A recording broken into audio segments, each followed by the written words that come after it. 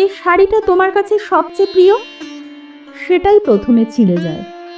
যে জামাটা তোমাকে সবচেয়ে বেশি মানায়, হঠাৎই তাতে একটা দাগ লেগে যায়। একটা দাগ যেটা তুমি ওঠাতে চাও তবুও রয়েই যায়। যে ঘড়িটা তোমার হাতে সবচেয়ে বেশি সুন্দর লাগে, সেটারই একদিন ব্যাটারি শেষ হয়ে যায়, না হয় বেল্টটা ছিঁড়ে যায়।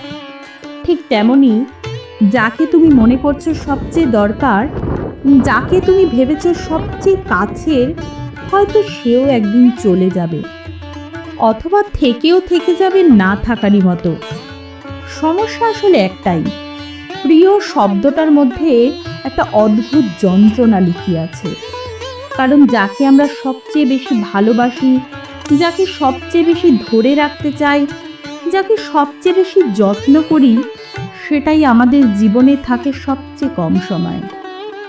তাই আপনার জীবনে যেটা আছে, যে মানুষটা আছে, যে মুহূর্তটা আছে, তাকে আঁকড়ে ধরবেন না, তাকে উপভোগ করুন। কারণ প্রিয় জিনিস, প্রিয় মানুষ, প্রিয় মুহূর্ত চিরদিন থাকে না, কিন্তু সেই মুহূর্তগুলোই আপনার জীবনের সবচেয়ে সুন্দর স্মৃতি হয়ে থেকে যায়। তাই যতক্ষণ আছে এনজয় করুন, ভালোবাসুন, বাঁচুন।